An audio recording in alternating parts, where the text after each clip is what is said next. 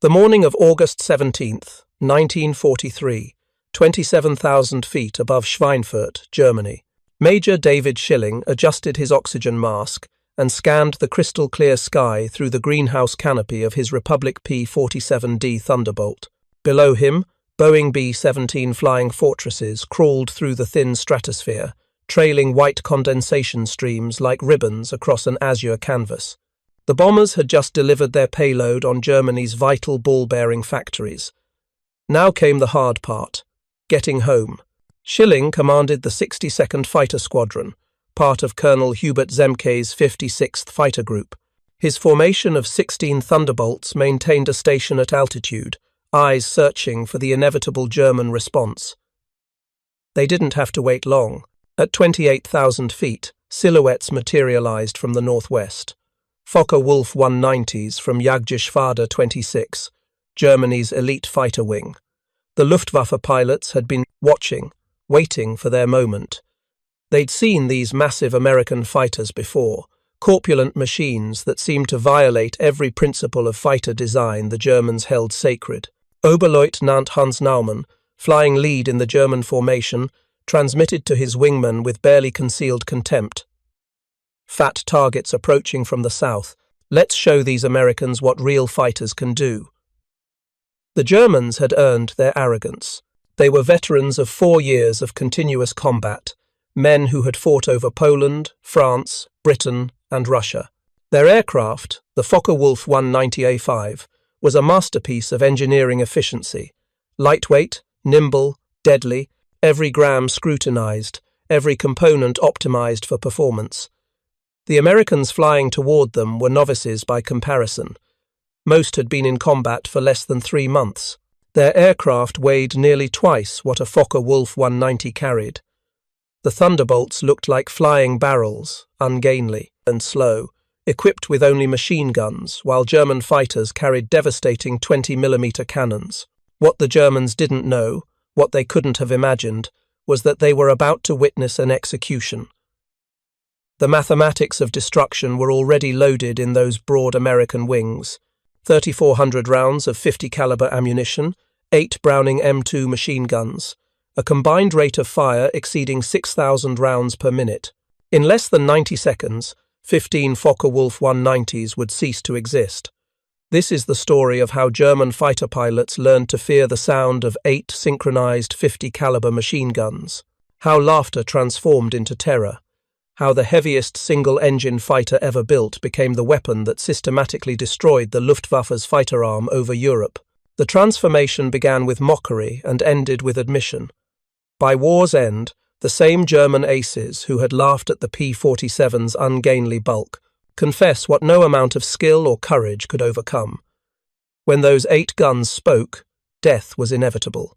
If you're enjoying this deep dive into the story, hit the subscribe button and let us know in the comments from where in the world you are watching from today. The Republic P-47 Thunderbolt entered service in November 1942, and from the moment it rolled onto British airfields, it generated skepticism bordering on disbelief. RAF pilots who examined the massive fighter shook their heads and politely informed their American colleagues that they were about to die. The statistics were damning. The P-47D variant weighed 17,500 pounds at maximum takeoff weight, making it the heaviest single-engine fighter in the war. The Supermarine Spitfire weighed 9,500 pounds. The Messerschmitt Bf 109G weighed 7,500 pounds. The Focke-Wulf 190A weighed 10,800 pounds.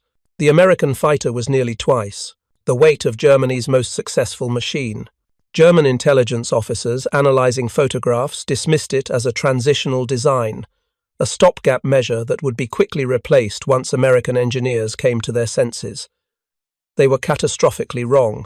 The Thunderbolt had been designed by Alexander Kartveli, a Georgian-born engineer who had immigrated to America in 1927. His design philosophy differed fundamentally from European approaches, where European designers obsessed over weight reduction, streamlining every component to save grams.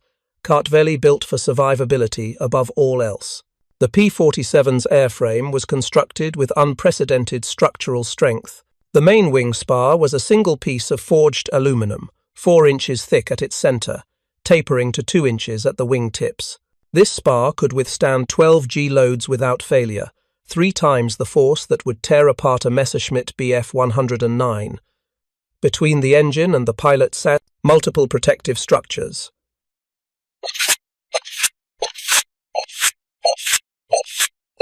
A turbocharger system, oil coolers, intercoolers, and most crucially, self-sealing fuel tanks. Early P-47B and C models carried 305 gallons internally. The bubble canopy P-47D variants carried 370 gallons. Every drop was stored in cells, surrounded by multiple layers of rubber compound that would swell and seal when exposed to gasoline, closing bullet holes within seconds. German pilots discovered this the hard way. Attacks that would have sent any other fighter down in flames simply punched holes that sealed themselves. The P-47 kept flying. The pilot protection extended beyond fuel tanks. The pilot sat in what American ground crews called an armored bathtub, though the term understated its effectiveness. Face-hardened steel armor protected the pilot from virtually every angle. The seat was backed by armor plating capable of stopping 20mm cannon rounds at close range. Additional armor protected the headrest. Beneath the seat, another armor plate defended against ground fire.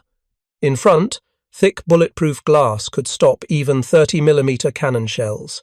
German pilots, accustomed to aircraft where armor was minimal to save weight, found themselves facing an opponent who could absorb hits that would kill them instantly. But it was the armament that would prove most revolutionary. 8 Browning M2 50-caliber machine guns, 4 mounted in each wing, while individually less powerful than German 20mm or 30mm cannons, these weapons created something unprecedented in aerial warfare. Each gun fired at 600 rounds per minute. Combined, the 8 guns delivered 1,200 rounds per minute, or 100 projectiles per second. At the standard convergence distance of 300 yards, all 8 guns' ballistic paths intersected in a zone roughly 6 feet in diameter. Anything in that zone faced 100 half-inch projectiles per second, each, traveling at 2,900 feet per second. The ammunition itself was a revelation.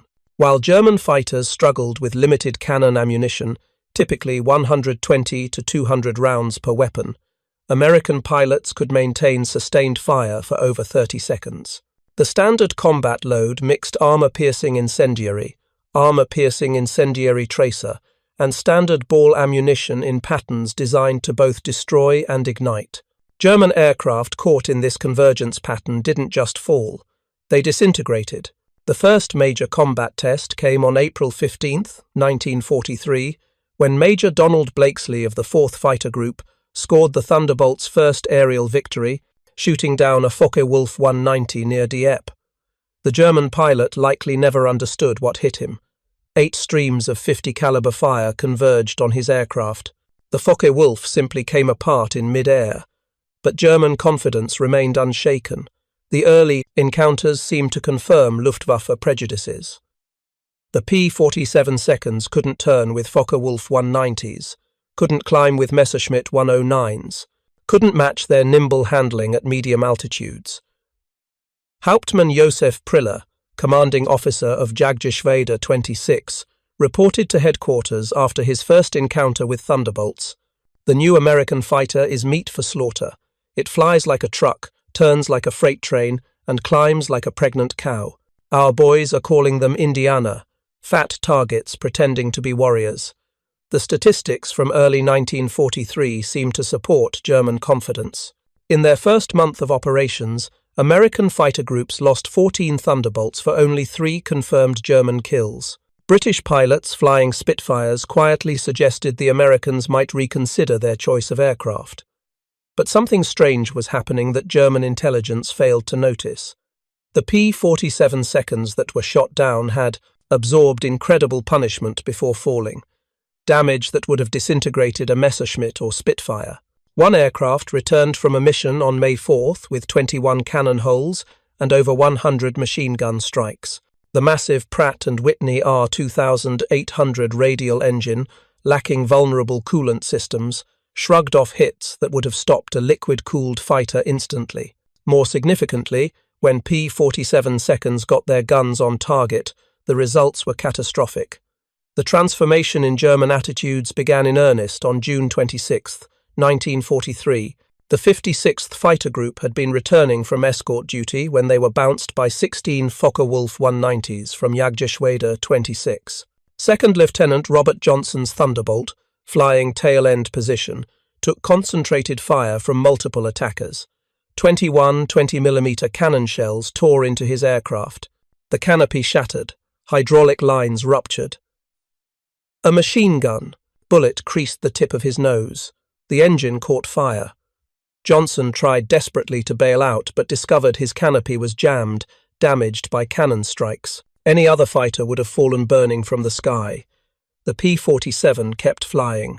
Johnson managed to level the aircraft despite having no forward visibility through the oil-covered windscreen, a barely functioning engine, and controls that responded only intermittently. Then a single Focke-Wulf 190 discovered the crippled Thunderbolt, limping toward the English Channel. The German pilot positioned himself behind Johnson's P-47 and opened fire with his 420mm cannon and two 13mm machine guns. Johnson could only huddle behind his armor plate and pray. The Thunderbolt absorbed the entire cannon ammunition load. Then the German repositioned and fired again with only his machine guns, the cannon ammunition exhausted. The German pilot pulled alongside, staring in disbelief at the flying wreck. Johnson could see his face clearly. Young. Blonde. His expression shifted from confidence to confusion to something approaching fear. The German repositioned and emptied his remaining machine gun ammunition into the Thunderbolt. Still, it flew. He pulled alongside again, shook his head in apparent amazement, gave an informal salute, and peeled away, presumably out of ammunition and unable to comprehend what he was witnessing. Johnson's P-47 landed at RAF Manston with its engine failing on the runway. The ground crew stopped counting bullet holes after reaching 200. One cannon shell had exploded inches from Johnson's head. Another had detonated against the armor plate behind his seat. The engine had taken direct hits. The control cables were partially severed. 3 of the 4 main longerons, the structural backbone of the fuselage, were shot through. Yet the aircraft had brought him home. The survival of Johnson's P-47 sent shock waves through both air forces. American. Engineers studying the wreckage realized they had underestimated their own creation. German intelligence, receiving combat reports from Jagdgeschwader 26 pilots, initially refused to believe it. No aircraft could absorb that much punishment, but testimony from multiple pilots confirmed the impossible. The Thunderbolt had taken everything the Luftwaffe's best fighter could deliver and survived. By July 1943, American pilots were learning to exploit the P-47's true strengths. Colonel Hubert Zemke, commanding the 56th Fighter Group, had discovered the secret through brutal trial and error. Don't turn with them, don't climb with them at low altitude. Use your weight, use your power, use your guns. The Thunderbolt's massive weight, initially seen as a disadvantage, became a weapon. In a dive, nothing could catch it. From 30,000 feet, a P-47 could reach 550 miles per hour, faster than any German fighter could achieve even in a vertical dive. This speed could be converted to altitude in a zoom climb that left pursuing fighters helplessly behind. Captain Walker Mahurin, who would become one of the first American aces in Europe, developed what became known as the boom and zoom tactic. Instead of engaging in traditional dogfights, P-47 formations would climb to 30,000 feet, higher than German fighters could effectively operate. When Luftwaffe fighters appeared below, the Thunderbolts would roll inverted and dive, reaching speeds that made deflection shooting impossible for defending Germans. At the bottom of these dives, those 850 caliber machine guns would speak. German pilots who survived described it as facing a wall of lead, the combined firepower creating an impenetrable zone of destruction. Aircraft caught in this convergence pattern didn't just fall, they disintegrated, wings separated from fuselages, tails severed, cockpits shredded into metal confetti. The true revelation came during the August 17, 1943 dual raid on Schweinfurt and Regensburg, the deepest penetration into Germany, attempted to that date. This mission would demonstrate the P-47's terrifying effectiveness when employed properly. Major David Schilling, leading elements of the 62nd Fighter Squadron, encountered a formation of Messerschmitt 1-10 destroyer aircraft positioning to attack B-17 seconds with their heavy cannon and rocket armament. The twin-engine German fighters, heavily armed but less maneuverable, were the Luftwaffe's specialized bomber killers. Schilling's flight of Thunderbolts rolled into their attack dive from 28,000 feet. Unteroffizier Hinrich Roth, a gunner in one of the Messerschmitt 110s who survived, later recounted in prisoner interrogation what happened next. The American fighters came down like hammers from heaven. I opened fire at 800 meters. Good hits. I saw them strike the fighter's wing.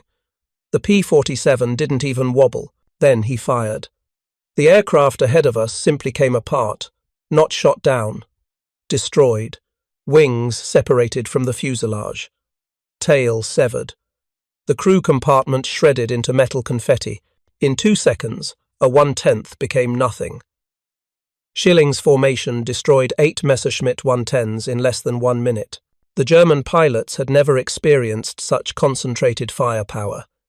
Each P-47 carried 425 rounds per gun, 3,400 rounds total, weighing nearly 900 pounds. At convergence distance, typically set at 300 yards, all 8 guns' ballistic paths intersected in a zone roughly 6 feet in diameter. Anything in that zone faced 100 half-inch projectiles per second, each travelling at 2,900 feet per second. The ammunition production required to sustain this firepower was staggering. Each P-47 sortie required 3,400 rounds of 50 caliber ammunition. With hundreds of Thunderbolts flying daily, missions, ammunition consumption exceeded 10 million rounds per month by mid-1944.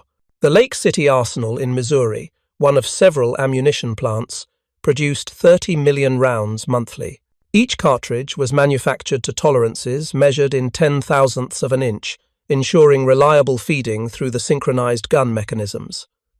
The technical superiority was matched by tactical innovation. Colonel Zemke developed what became known as the Zemke fan, a flexible formation that revolutionized fighter escort tactics. Instead of flying close escort with bombers, his concept called for fighters to rendezvous at an easily identified landmark in their escort zone. From this point, the group would break up into squadrons and fan out in a 180-degree arc, maintaining contact to respond to any attacks on the bomber stream. This gave American fighters the initiative, allowing them to attack German formations before they could reach the bombers. On May 12, 1944, the Zemke fan was tested in combat for the first time. Although the 56th Fighter Group lost 2 aircraft in the initial engagement with Major Günther Rahl's Jagdgeschwader 11, they claimed 18 German fighters destroyed. First Lieutenant Robert Rankin, responding to Zemke's call for help, shot down 5 German fighters during the action, becoming the group's first ace in a day. The psychological impact on German pilots was profound. They were accustomed to dictating the terms of engagement, using superior tactics and experienced pilots to compensate for any material disadvantages. Against the P-47, none of that mattered. American pilots arrived in Europe with 400 hours of flight training, including 100 hours in advanced fighters. German pilots, by mid-1944, were entering combat with less than 100 hours total time. The Americans knew their aircraft systems intimately, having studied detailed technical manuals. They had practiced against captured German aircraft, understanding their enemy's capabilities and limitations. By autumn 1943, German combat reports reflected growing demoralization. Pilots described hitting Thunderbolts repeatedly, only to watch them continue fighting. Some German pilots began requesting transfers to other fronts. Others developed mechanical problems that kept them grounded. The Luftwaffe's personnel office investigated and discovered widespread reluctance to fly against American forces, specifically citing encounters with P-47 seconds. Major Heinz Baer, third highest-scoring German ace with 220 victories across all fronts, would describe his frustration in post-war interviews. The P-47 could absorb an astounding amount of lead and had to be handled very carefully. We could hit them repeatedly with our cannon. We could see our rounds striking, but the pilot never fell. The Thunderbolt pilot could sit there absorbing our fire, waiting for his moment to return fire. It was psychological warfare. We knew we were hitting them, but they wouldn't die. The winter of 1943–44 brought the most intense period of air combat in the European theatre. Germany's aircraft industry was under relentless attack. Luftwaffe fighter strength, despite desperate production efforts, was being ground down by attrition. The P-47 groups, meanwhile, were growing stronger. New pilot training in the United States emphasized the Thunderbolt's survivability as a core teaching point. Instructors told students explicitly, "Your aircraft can take damage that would destroy anything else. Use that advantage. Press your attacks. The Thunderbolt will get you home." First Lieutenant Francis Gabreski, flying with the 56th Fighter Group, became the embodiment of this aggressive philosophy. Gabreski, son of Polish immigrants, had personal motivation beyond military duty. His relatives still lived in Poland under Nazi occupation. He flew every mission as if it were personal vengeance. His tactics exploited the P-47's strengths perfectly. He would identify German fighters attacking bombers, dive on them from above, withstand their defensive fire if they tried to turn on him, then destroy them with massed machine gun fire at close range. On November 26, 1943, Gabreski spotted a Messerschmitt Bf 110 and drew a bead. At 700 yards, he let go with a burst from his 850 caliber machine guns. The twin-engine aircraft burst into flames. He had to dive to avoid colliding with the disintegrating wreckage. Minutes later, Gabreski spotted another Bf 110. He throttled up his massive 2,000 horsepower engine and zoomed in on the unsuspecting fighter. Gabreski fired and hit the aircraft at the wing root. It spiraled to the ground in a massive fireball. Those 2 kills made Gabreski an ace. He would eventually shoot down 28 German aircraft, making him the top American ace in Europe. His survival through hundreds of combat missions, many seeing his aircraft badly damaged, became legendary. The event that would complete the transformation in German attitudes occurred during Operation Argument in February 1944, known as Big Week. Between February 20th and 25th, combined American and British forces launched the most intensive air campaign yet seen. The 8th Air Force in England and the 15th Air Force in Italy flew approximately 3,800 heavy bomber sorties. RAF Bomber Command added over 2,800 night sorties. Approximately 10,000 tons of bombs struck German aircraft factories. The P-47 groups bore the brunt of daylight fighter escort duties.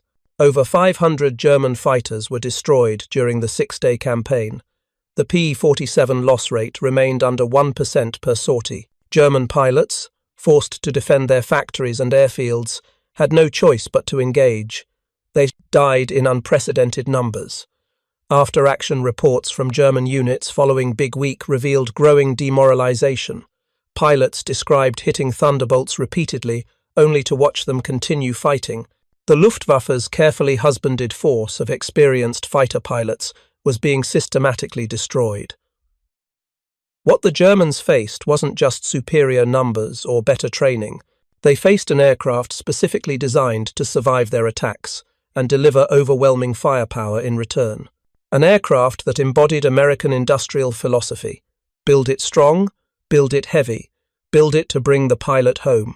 By spring 1944, the introduction of paddle blade propellers transformed the P-47's performance even further. The Hamilton Standard hydromatic propeller featured broad chord blades 13 feet in diameter. These massive propellers bit into the air like oars, dramatically improving climb rate and acceleration, where earlier Thunderbolts had climbed at 2,200 feet per minute at sea level. The paddle blade variants could achieve 3,000 feet per minute, matching or exceeding German fighters at most altitudes. Hauptmann Heinrich Knoecker of Jagdgeschwader 11, a veteran with over 200 combat missions, encountered the new variants in February 1944 during a bomber interception near Hanover. He wrote in his combat diary, "The fat American fighters have learned to climb. We bounced a formation near Hanover, expecting our usual advantage. They turned into us and climbed with us. When we tried to disengage, they followed us up to 30,000 feet. Schmidt was caught and blown apart. Nothing left but smoke and fragments. These are not the same machines we laughed at last year." The paddle blade propeller did more than improve performance. It changed the sound of the Thunderbolt. The distinctive thundering roar created by the blade tips, approaching supersonic speeds, could be heard from miles away. German ground troops reported being able to identify approaching P-47 seconds by sound alone, a deep, threatening rumble that meant death from above. They began calling it Donnerschlag, thunderclap. By March 1944, P-47 seconds, equipped with external fuel tanks, could escort bombers deep into Germany. The standard configuration carried two 108-gallon wing tanks or a 75-gallon belly tank, extending range to over 1,000 miles. With the paddle blade propeller providing improved performance even when loaded, Thunderbolts could fight on equal terms immediately after dropping tanks.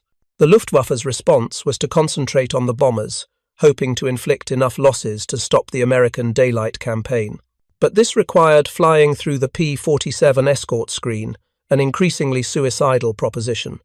German pilots developed a grudging respect that bordered on fear for the big American fighters.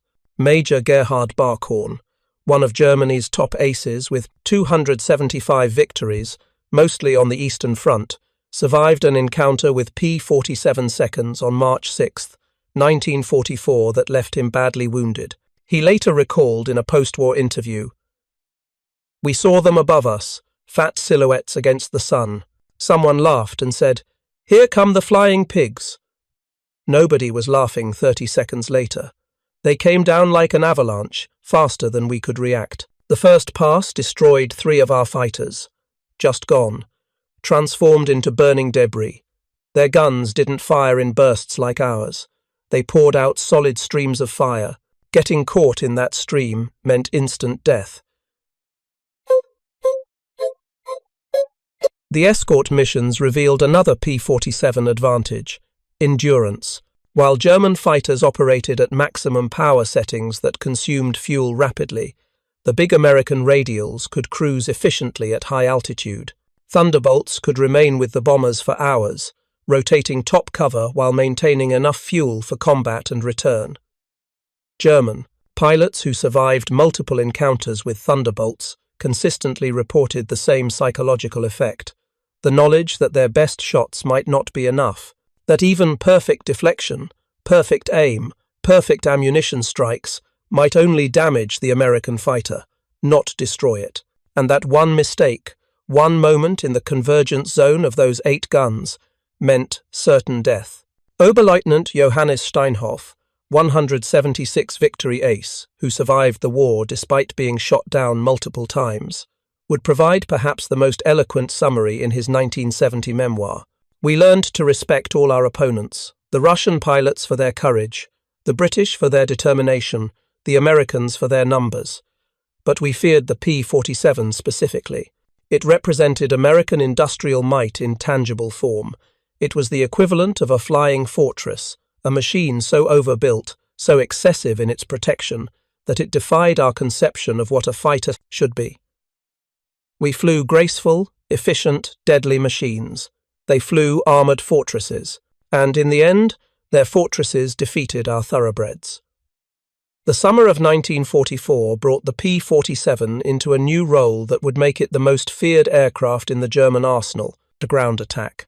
The Thunderbolt's ability to absorb damage made it ideal for low-altitude attacks on German positions. Unlike other fighters vulnerable to ground fire, the P-47 could fly through intense anti-aircraft fire, deliver its payload, and return home with battle damage that would have destroyed lighter aircraft. The transition began in earnest in April 1944 as the Allies prepared for the invasion of France. The Thunderbolt's heavy machine gun battery proved equally effective against ground targets. The standard armor-piercing incendiary ammunition could penetrate the top armor of most German vehicles, while the sheer volume of fire could destroy soft targets in seconds. A 2-second burst put 160 half-inch projectiles into a target area the size of a truck. Each round carried enough kinetic energy to punch through engine blocks, shatter axles, and ignite fuel tanks. But it was the addition of bombs and rockets that transformed the P-47 into a true multi-role weapon. The D-25 variant could carry two 1,000-pound bombs under the wings and a 500-pounder under the fuselage, a bomb load equal to early war medium bombers.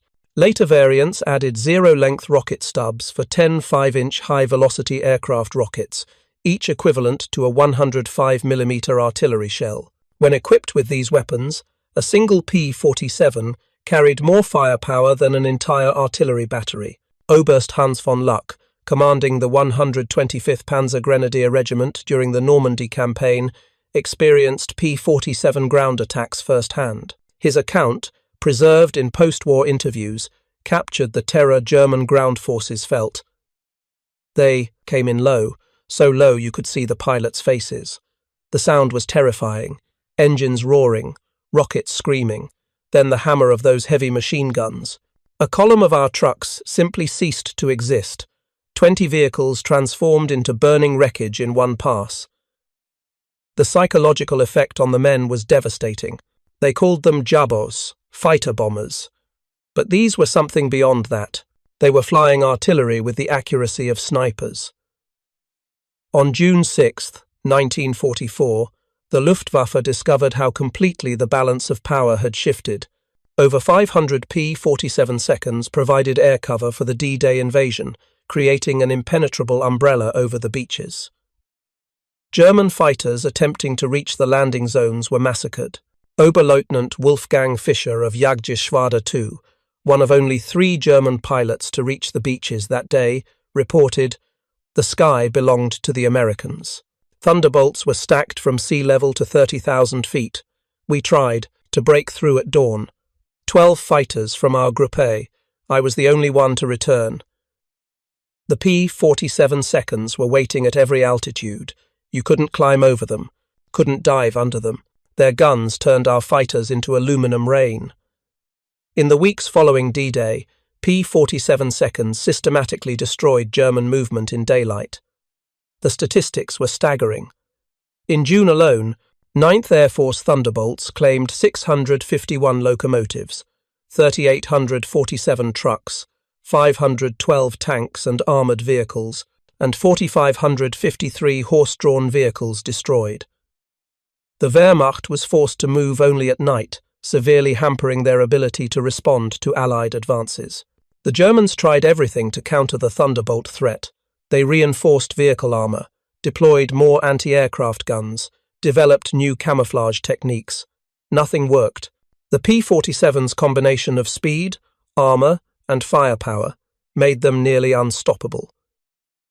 Even the feared 88mm flak guns struggled to track the fast-moving fighters at low altitude.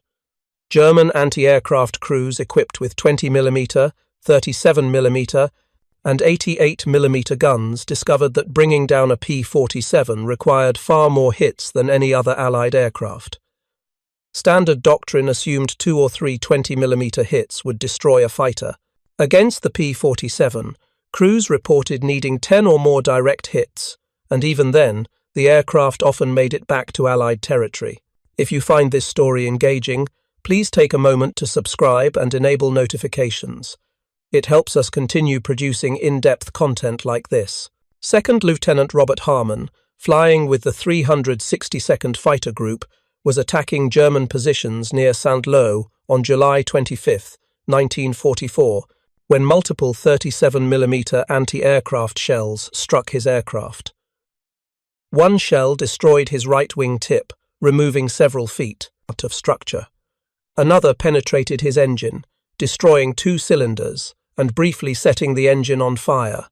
A third struck his tail, severing elevator control cables. Harmon managed to extinguish the fire using engine shutdown and restart procedures. He regained partial control using trim tabs alone, compensating for the severed cables. He flew his crippled aircraft 150 miles back to his base in England on an engine running on 16 of 18 cylinders. The aircraft was deemed beyond repair and used for spare parts. Harmon walked away without injury. He would fly 89 more combat missions before war's end. Ground crews developed dark humor about the damage. They joked that the P-47 only needed 3 things to fly: an engine running on at least half its cylinders, at least one aileron working, and a pilot with the guts to fly it. The jokes reflected a deeper truth. The aircraft's toughness had become so expected that anything less than catastrophic damage was considered routine. The P-47's radial engine was particularly difficult to stop. Unlike inline engines, where a single cooling system hit caused rapid failure, the radial could lose entire cylinders and continue running. American pilots reported flying home on engines, missing 3 or 4 cylinders, still producing enough power to maintain altitude. The final major air battle of the European theatre occurred on January 1, 1945, Operation Bodenplatte, a desperate German attempt to destroy Allied air power on the ground. The Luftwaffe launched over 850 fighters in coordinated strikes against Allied airfields in Belgium and Holland. The operation achieved some initial success, destroying 305 Allied aircraft on the ground and damaging another 190. But as Allied fighters scrambled and engaged, the results were catastrophic for the Germans. The battle lasted most of the day, sprawling across hundreds of square miles. By evening, the Luftwaffe had lost 271 aircraft destroyed, with 143 pilots killed or missing, including 3 Geschwaderkommandeurs, 5 Gruppenkommandeur, and 14 Staffelkapitane. The loss of experienced leadership was irreplaceable. P-47 groups engaged throughout the day lost aircraft primarily to ground fire during initial German strafing attacks. Not one P-47 was lost in air-to-air combat despite being outnumbered in many engagements. German pilots returning from Bodenplatte reported the same frustrating experience they had suffered throughout the war. They would hit P-47 seconds repeatedly, see visible damage, yet watch the American fighters continue fighting. Major Gerhard Barkhorn, second highest scoring ace in history with 301 victories, all on the Eastern Front, participated in Bodenplatte. In post-war interviews, he described shooting at one P-47 with his entire ammunition load, seeing numerous strikes. Yet the aircraft continued flying until he finally hit a critical component. He noted that with the same ammunition on the Eastern Front, he could have shot down 5 Russian fighters. At Y-34 airfield near Metz, home to the 365th Fighter Group's P-47 seconds, the German attack initially succeeded. German fighters destroyed 22 Thunderbolts on the ground, along with several other aircraft. A captured German pilot brought to the command post pointed at the burning aircraft and taunted, "What do you think of that?" Major George Brooking's response became legendary throughout the 9th Air Force. He pointed to the flight line where ground crews were already pushing damaged aircraft aside and preparing hard stands for replacements. "By tomorrow, we'll have 40 new ones. How long will it take you to replace your pilots?"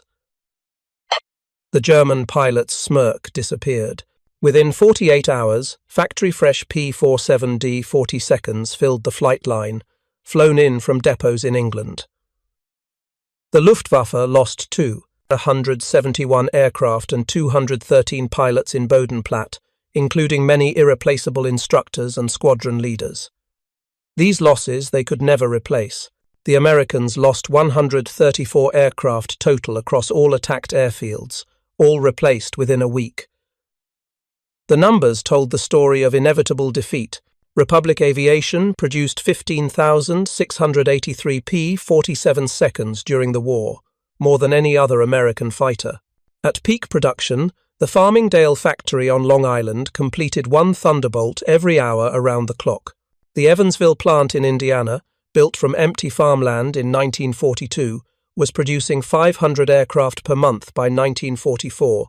Each P-47D required 65,000 individual parts, 8 miles of electrical wiring, 2,000 pounds of aluminum, and 300 pounds of rubber. The engine alone contained 2,400 individual components, machined to tolerances of thousandths of an inch. Yet American workers, many of them women who had never seen an aircraft before Pearl Harbor, assembled these complex machines with precision that exceeded peacetime standards. The ammunition production was equally staggering.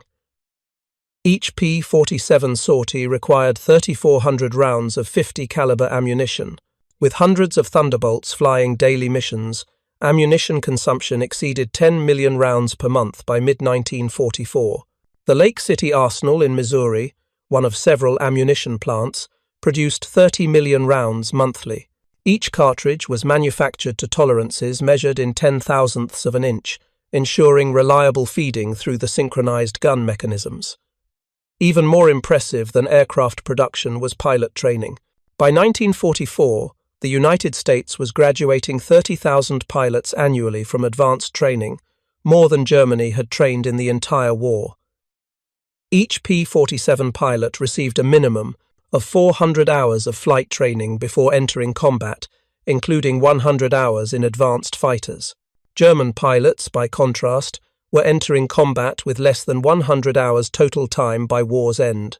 Lieutenant Eugene Roberts, arriving in England in September 1944, exemplified the American training advantage. I had 420 hours in my logbook, including 75 hours in the P-47. I'd fired at towed targets, practiced deflection shooting, studied gun camera film from actual combat.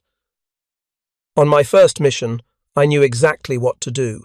The German pilot I faced couldn't have had half my experience. It wasn't even a fair fight. In March 1945, Oberstleutnant Josef Priller, the same pilot who had mocked the P-47 seconds as pregnant cows 2 years earlier, was interviewed by German propaganda officials seeking to boost morale. His statement, deemed too demoralizing for publication, revealed the complete transformation in German attitudes. The Thunderbolt is the best fighter bomber ever built. Its firepower is unprecedented. Weapons that never jam, never overheat, never run out of ammunition in normal combat. It carries bombs like a medium bomber, fires rockets like artillery, and fights like a fighter when needed.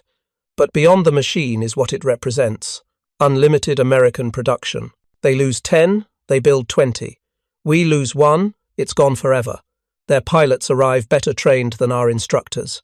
They have fuel for training, ammunition for practice, spare parts for everything. We have nothing but courage, and courage without resources is just delayed defeat. We laughed at them in 1943. We're not laughing now. When you hear those guns, you know death has come calling. The sound haunts us, mechanical, precise, unstoppable.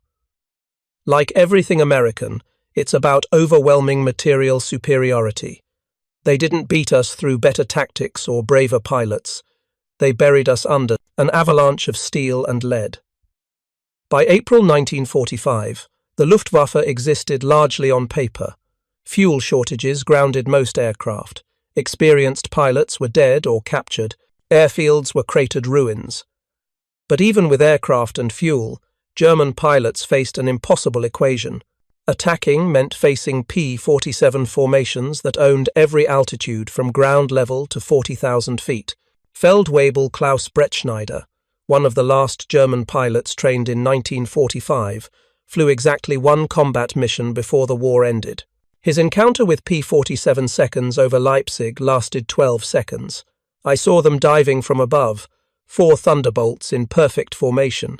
I tried to turn, but they were too fast. The leader fired from 500 meters. My aircraft shook like it was hit by sledgehammers. The engine exploded. The wing separated. I barely escaped. In the parachute, I watched them destroy my entire staffel. 6 fighters were gone in under a minute. The sky rained burning, aluminum, and bodies. The psychological impact was complete. German pilots developed what medical officers called Jabo fever, physical symptoms of stress appearing when Thunderbolts were reported in the area. Veterans, who had faced Spitfires and Hurricanes without fear, became physically ill before missions against P-47 seconds. The distinctive thunder of approaching Thunderbolts caused panic among ground troops who knew that survival meant finding cover immediately. The war ended in May 1945. The final accounting of P-47 operations defied comprehension. In Europe, 3,752 German aircraft were destroyed in aerial combat, 3,315 aircraft destroyed on the ground, 86,000 railway cars destroyed, 9,000 locomotives destroyed, 6,000 armoured fighting vehicles destroyed, 68,000 trucks destroyed, 60,000 horse-drawn vehicles destroyed.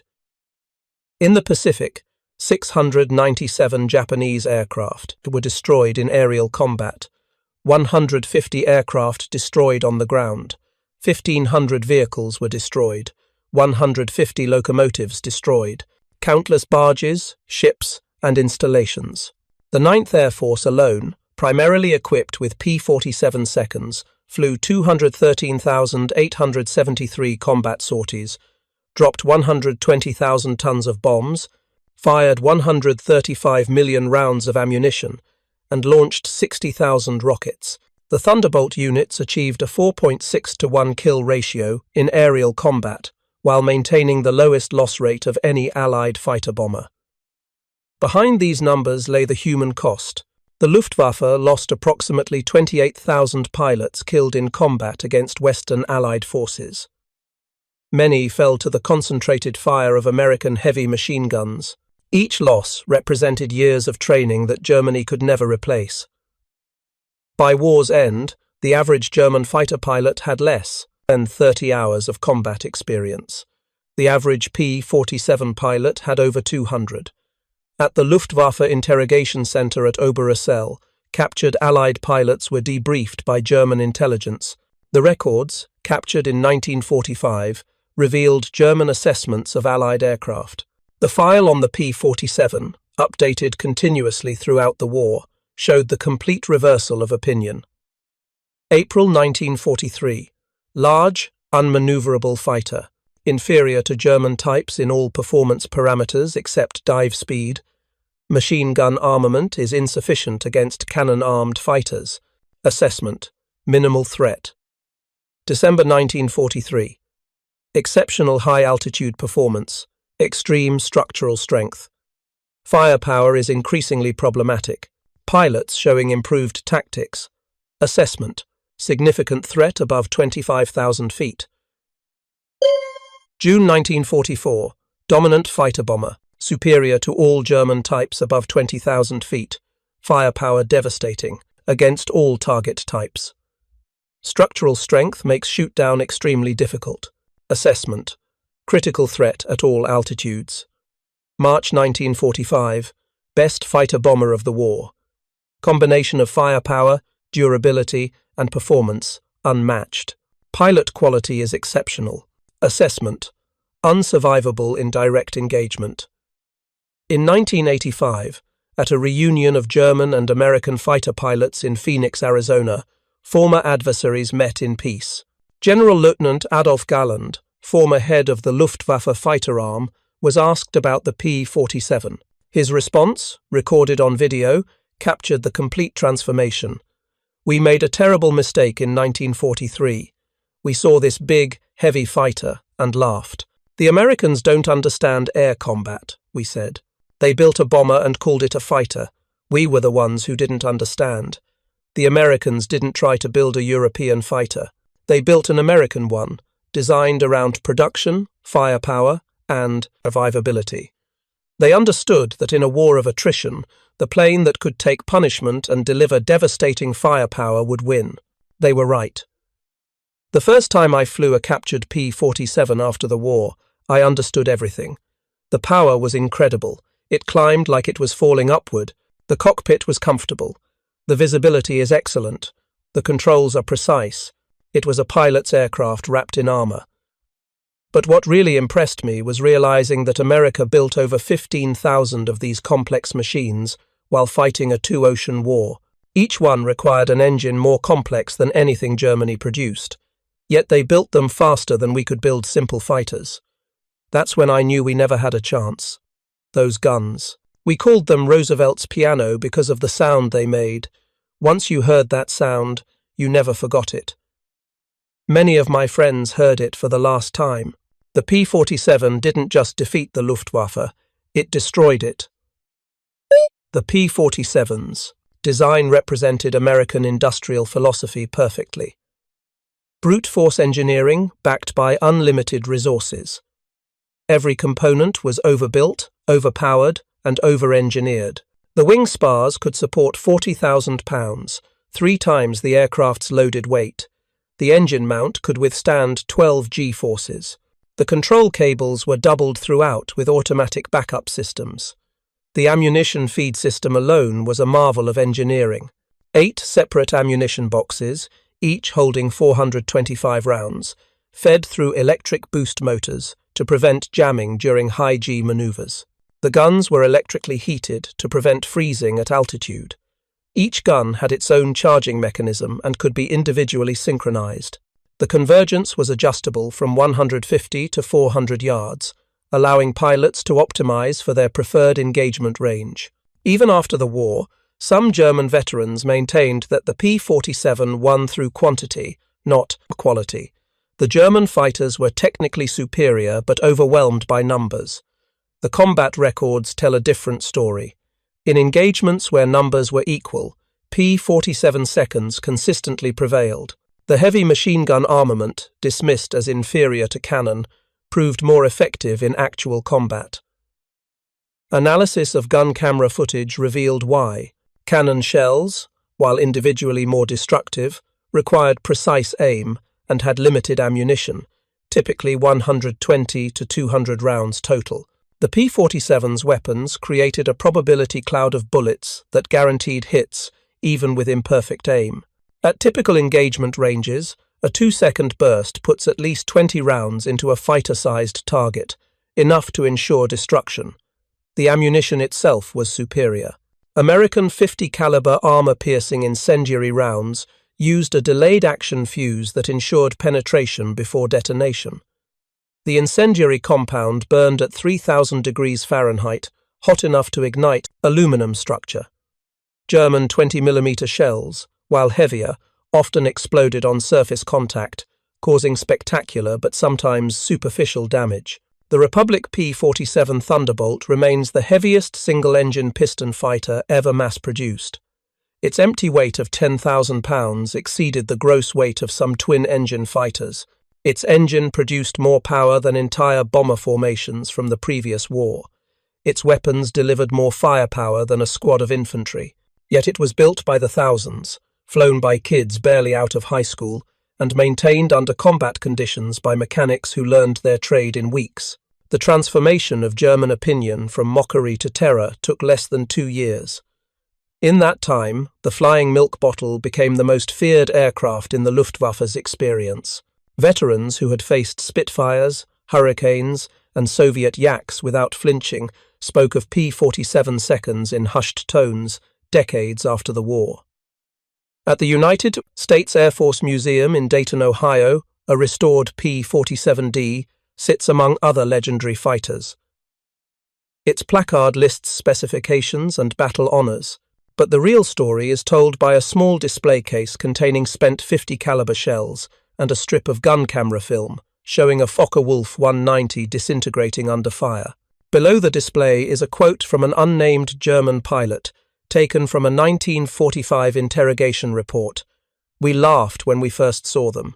Fat, ugly American fighters that couldn't turn, couldn't climb, couldn't fight. We stopped laughing when we realized they didn't need to turn or climb. They just pointed those guns at you and you ceased to exist. The laughter died with our comrades." The P-47 Thunderbolt entered combat as an object of derision and ended the war as an instrument of annihilation. In between, 8 synchronized Browning machine guns rewrote the rules of aerial warfare and buried the Luftwaffe under an avalanche of lead. German pilots had laughed at the ungainly American fighter in April 1943. By May 1945, there were no German pilots left to laugh. The thunder had spoken, and the sky belonged to America. Thank you for watching. For more detailed historical breakdowns, check out the other videos on your screen now, and don't forget to subscribe.